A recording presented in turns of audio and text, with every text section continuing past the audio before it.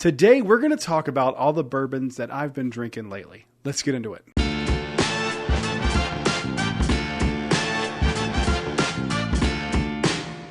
Hello everyone, welcome back to Brad's Bourbon Reviews. I'm Brad, and today we're going to be talking about all the bourbons that I'm just reaching for off the shelf a little more than some of the other ones. Some people call these like their daily drinkers, like the ones they drink daily.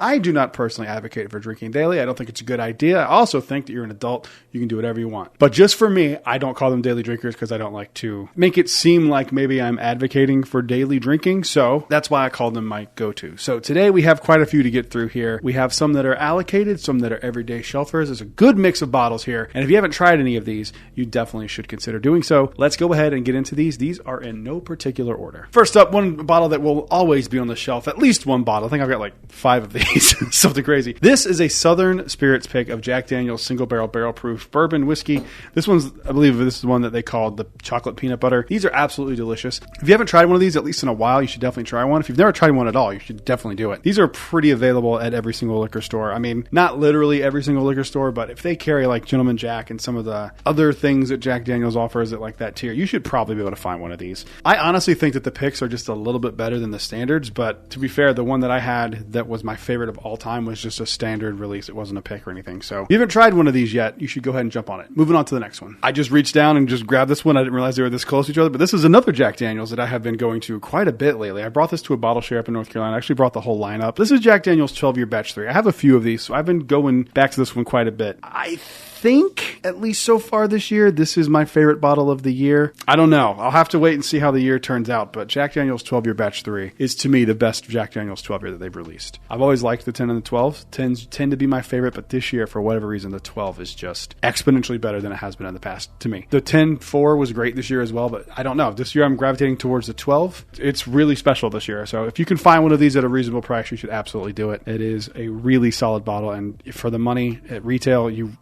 can't beat it. Moving on to the next one. This bottle has like taken over my life. I don't mean that in like a I drink it too much kind of thing, but like I have become a huge fanboy for this bottle. This is Cooper's Craft 100. I went from never having it in my life to finding it in North Carolina, and me and my brother put a hurtin' on this bottle when I was up in North Carolina. And I'm just a huge fan of it. I think it's fantastic for $33.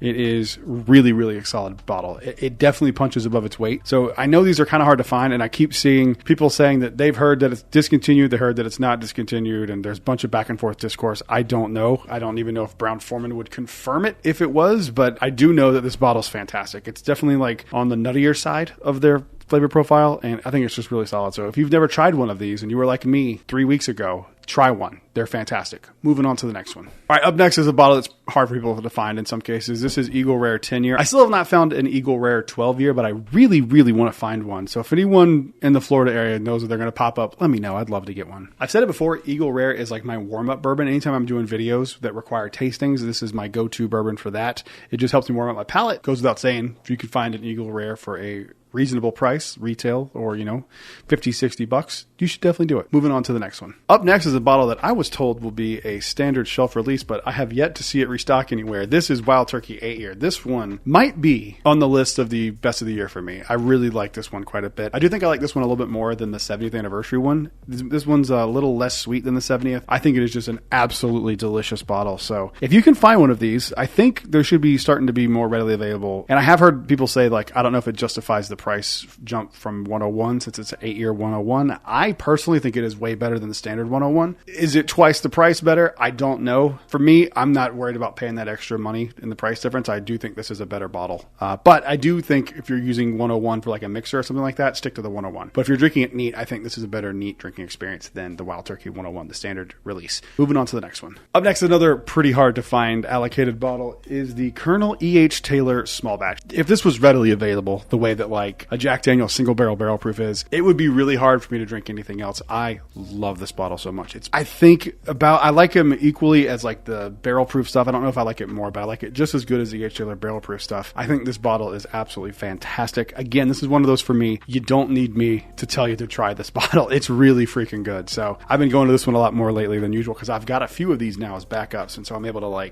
don't have to look at it as a trophy. I can actually drink and enjoy it. That's what we've been doing with this one. It is absolutely fantastic. So I love E.H. Taylor Small Batch. Moving on to the next one. All right, this is my last Buffalo Trace product, and it is Buffalo Trace. I have been going to Buffalo Trace quite a bit. I think this one is just a great mixer. I use it for mixing cocktails more than I do drinking it neat. This one is a barrel pick, so I'm not talking about the barrel picks. I don't mix with those just because I like having them. You know, I like having the barrel picks around just to have something to compare to other Buffalo Traces, you know. So I am talking about just a standard Buffalo Trace, and this is gone. So we had a big one that we took up to North Carolina, and we drank on that for like a week and a half when we were up there. I drank quite a bit of Buffalo Trace recently, so it's fresh on my mind, and I just think for the price, Buffalo Trace is pretty damn good. I know they get a lot of love, I know they get a lot of hate, but honestly, for $25, how can you be mad at Buffalo Trace? Moving on to the next one. Up next is a bottle we've been drinking on quite a bit and use this as a mixer as well. This is Early Times Bottled and Bond. We use this for a mixer almost exclusively. I do drink it neat sometimes, but it's a really good mixer. And then the summer is when I usually mix whiskey because I'm just trying to drink something nice and cool and refreshing.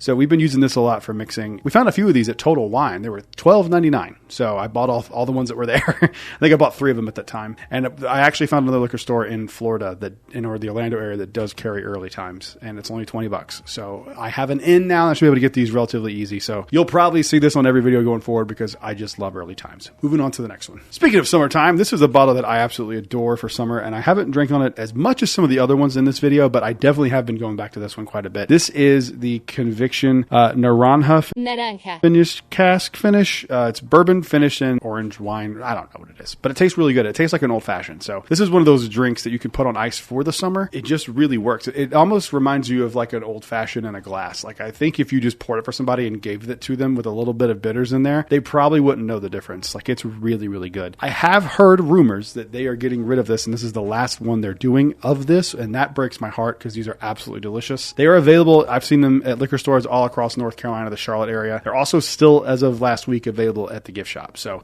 if you really want one, and believe me, you do, go get it before it's gone, because once they're gone, they apparently are never doing them again. So it's a bummer. It's a really great bottle. Moving on to the next one. All right, second to last one here is a bottle that I have really put a hurting on. This is my barrel pick, my first ever barrel pick from Southern Grace Distillery's Conviction. This is the one with all the hype around it, and for good reason. It is a fantastic bottle. I adore this thing. This one is going to be in my top 10 of the year for sure. I adore this thing. I actually wouldn't be surprised if it ends up in a lot of different YouTubers' top 10 of the year either. It's French toast, it's happiness, it's perfect, and I love it. And I have like 6 more of these, so I've been liberally drinking out of this thing. I love this thing. I'm actually taking it tonight because the night I'm recording this is my other podcast, Jedi Talk. It's a Star Wars podcast, and it's our 400th episode, and we're going to take this and we're going to drink this on that. So if you happen to check that out, you'll see us drinking on this tonight. Moving on to the last one. One of my favorite bottles of 2025. I am so excited that I tried them finally, and I just love them so much, and I finally got a backup of this thanks to Dusty, a good friend of mine. This is the Dragon's Milk Origin Toasted Barrel 2025 release. I have a backup. It's a different batch, it's a different barrel, but I can't oversell this thing.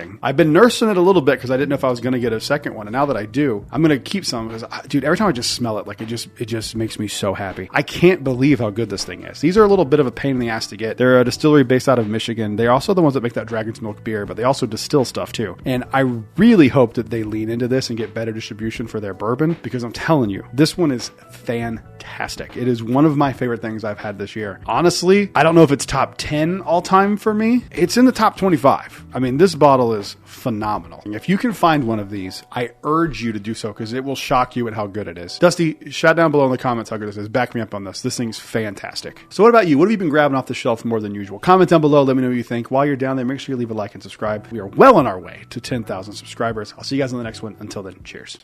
A big thank you to all the Patreon supporters you see on screen right now.